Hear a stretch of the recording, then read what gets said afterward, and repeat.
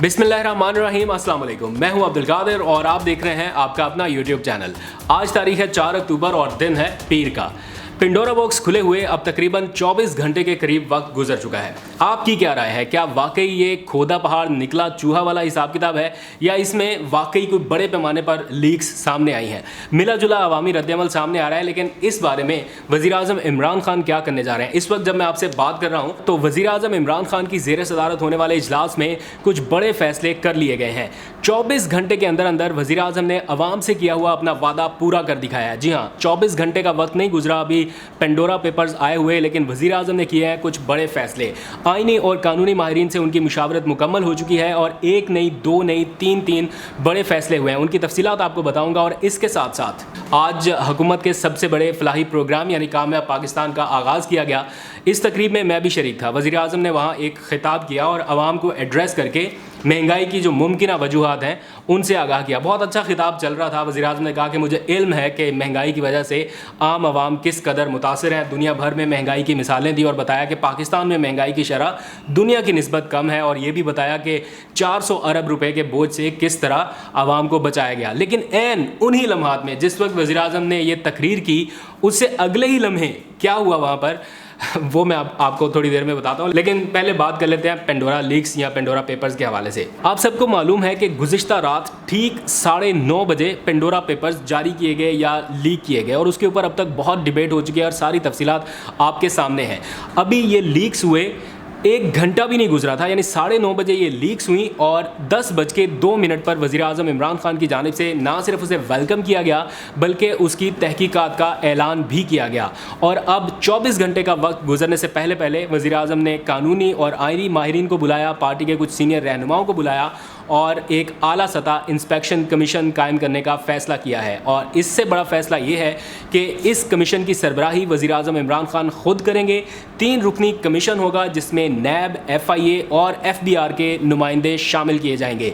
ये कमीशन 700 पाकिस्तानियों के हवाले से तहकीकात करेगा कि क्या जिन पाकिस्तानियों का नाम इस पेंडोरा पेपर्स में आया है उनकी कंपनियां, उनके असासे कानूनी हैं या नहीं। क्योंकि कंपनी होना इट्सेल्फ कोई बड़ा जुर्म नहीं है। अगर कानूनी तौर पर बनाई गई है ऑफशोर कंपनी और वो असासों में डिक्लेयर की गई है तो ये कोई बहुत बड़ा जुर्म नहीं है, बल्कि जुर्म नहीं है अगर कानूनी तौर पर है। लेकिन ये कमीशन तय करेगा कि क्या उन 700 पाकिस्तानियों ने यहाँ से नाजायज़ तरीके से दौलत लूटकर बाहर मुंतकिल की, गैर कानूनी तौर पर ये सब कुछ हुआ या ये सब लीगल चैनल के ज़रिए हुआ। तो इस बारे में जो भी अपडेट्स होगी वो मैं आपको बताता रहूँगा। लेकिन इसके साथ साथ कुछ और बड़े फैसले भी इसी इजलास के दौरान किए गए हैं, ख़ास तौर पर चेयरमैन नैब के हवाले से। वो मैं आखिर में चल के आपको बताता हूँ। लेकिन इससे पहले मैं थोड़ा सा रिकॉल कराना चाहता हूँ आपको आज से 5 साल पहले, यानी 3 अप्रैल 2016 को जब पैनामा पेपर्स आया, उस वक्त रात 11 बजे क्या हुआ था। मैं चूँकि इस चीज़ का विटनेस हूँ तो थोड़ा सा मैंने कहा वो चीज़ भी डिस्कस कर ली जाए। 3 अप्रैल 2016 नवाज शरीफ की हुकूमत के जब 3 साल मुकम्मल हुए, उस वक्त रात 11 बजे ये पैनामा का हंगामा हुआ या पैनामा पेपर्स रिलीज़ किए गए। और ठीक इमरान खान की हुकूमत के 3 साल मुकम्मल होने पर 3 अक्टूबर 2021 को पेंडोरा बॉक्स रिलीज़ किया गया, यानी दोनों हुकूमतों के 3-3 साल मुकम्मल होने पर। लेकिन फ़र्क यह है कि एक केस में एक वज़ीर आज़म को 10 साल कैद की सज़ा सुनाई जा चुकी है, ऑल्दो के वो क्लेम करते हैं कि ये सज़ा पैनामा में नहीं अकामा केस में हुई थी, लेकिन स्टिल केस तो वही था, उसमें 10 साल कैद की सज़ा हुई। और दूसरे केस में एक वज़ीर आज़म इंटरनेशनल सादिक और अमीन डिक्लेयर हुए हैं। जो लोग कहते हैं कि पैनामा पेपर्स में खोदा पहाड़ निकला चूहा, तो मेरा ख्याल है कि ये बहुत बड़ी डेवलपमेंट निकली कि प्राइम मिनिस्टर को पहले यहाँ की अदालतों ने क्लीन चिट दी, अब इंटरनेशनल एक ऑर्गेनाइजेशन है उसने भी सादिक और अमीन डिक्लेयर किया है। तो जब 3 अप्रैल 2016 को रात 11 बजे ये पैनामा पेपर्स रिलीज़ हुए पाकिस्तानी वक्त के मुताबिक, उस वक्त इससे पहले कोई हंगामा नहीं था, कोई शोर शराबा नहीं था। जैसे अभी तो पेंडोरा बॉक्स रिलीज़ होने से पहले काफ़ी आपको हलचल दिखाई दे रही थी कि कुछ होने वाला है, कुछ बड़ा आने वाला है, प्रॉपर टीज़र रिलीज़ किए जा रहे थे। उस वक्त ऐसा नहीं था। तो रात के 11 बजे मुझे एक टेलीफोन कॉल आई और उन्होंने कहा कि chairman PTI Imran Khan ARY news पर बीपर देना चाहते हैं। बीपर का मतलब है जब किसी शख्सियत को टेलीफोन कॉल पर लेकर उनकी राय जानी जाती है। तो मैंने उनसे पूछा कि किस मामले पर। उन्होंने कहा आप मैनेजमेंट से बात करें, हमें हंगामी तौर पर चेयरमैन PTI का कोई वर्जन देना है मीडिया के ऊपर। मैंने उस बारे में अपनी मैनेजमेंट से बातचीत करना शुरू की। मीनवाइल उन्होंने दूसरे टीवी चैनल्स को भी ऑन बोर्ड लिया, समा न्यूज़ से भी बातचीत की और थोड़ी देर बाद इमरान खान को मैंने समा न्यूज़ पर देखा। वो बीपर के ऊपर आ चुके थे और अपनी राय दे रहे थे और उस वक्त पता चला कि कोई पैनामा पेपर्स रिलीज़ हुए हैं और प्राइम मिनिस्टर माफ़ कीजिएगा चेयरमैन पीटीआई उसको बहुत एग्रेसिवली लेकर चल रहे थे और मुझे उस वक्त नहीं आइडिया था कि ये क्या हो रहा है। खैर अगले दिन उन्होंने प्रेस कॉन्फ्रेंस तलब कर ली। अगले ही दिन जब मैं बनीगाला पहुंचा ये प्रेस कॉन्फ्रेंस कवर करने के लिए तो मैंने देखा हाथ में काफ़ी ज़्यादा फाइल्स हैं और बहुत एग्रेसिवली चलते हुए आ रहे हैं और मुझे आज भी उनके लफ्ज़ याद है। उन्होंने कहा कि इस चीज़ का तो मैं बड़ी देर से इंतज़ार कर रहा था। साथ ही वो बैठे प्रेस कॉन्फ्रेंस की और उसके बाद जो कुछ भी हुआ दैट इज़ हिस्ट्री।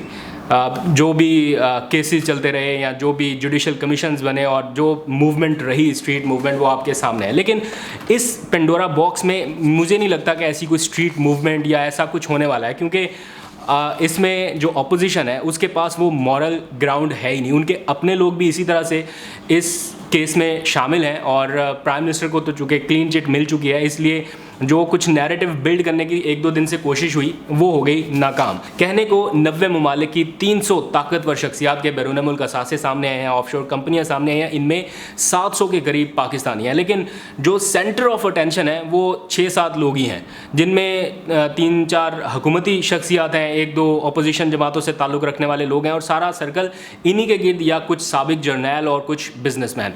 लेकिन आपको याद होना चाहिए कि पैनामा पेपर्स में भी इसी तरह सैकड़ों लोगों के नाम सामने आए थे। इंक्वायरी किसके खिलाफ हुई? एक के खिलाफ और बाकी सारों का किसी को कोई पता नहीं है, वो सब तारीख का हिस्सा है। यहाँ पर मैं ये बात तो नहीं कह सकता ख्वाजा आसिफ की तरह कि जनाब थोड़े दिन इंतज़ार करें ये पेंडोरा लीक्स भी किस्सा पारीना बन जाएगी क्योंकि कल क्या हो किसी को कुछ पता नहीं है। लेकिन बज़ाहिर ऐसा लगता है कि इन 700 अफराद के खिलाफ भी तहकीकात से कुछ हासिल नहीं होना। यार ये कोई अचंभे की बात नहीं है। किसको नहीं पता कि फैसल वाडा की ऑफशोर कंपनी है, किसको नहीं पता कि मोनस इलाही के असासियाँ हैं, किसको नहीं पता कि बाकी जिनके नाम यहाँ पर आए हुए हैं उनके शॉकिंग न्यूज़ नहीं थी। इसमें जो काम की चीज़ थी वो ये कि प्राइम मिनिस्टर की कोई ऑफशोर कंपनी नहीं है। लेकिन अगर इस बार एग्जाम्पल सेट करनी है, आपको वाकई में कार्रवाई करनी है और लोगों को बताना है कि जनाब आप एहतसाब के मामले पर अभी तक उसी तरह से डटे हुए हैं तो इस बार डट जाएं और 700 ना सही 7 लोगों को इबरत का निशान बना दें। अगर वो मुजरम मुलव्वस पाए गए या अगर उनकी गैर कानूनी जायदादें हुई या साबित हुआ कि उन्होंने पाकिस्तान से पैसा लूट कर या मनी लॉन्ड्रिंग के ज़रिए बाहर ले जाए गए और वहाँ पर अपने असासे गैर कानूनी तौर पर बनाए तो 700 नहीं सिर्फ 7 लोगों को इबरत का निशान बना दें।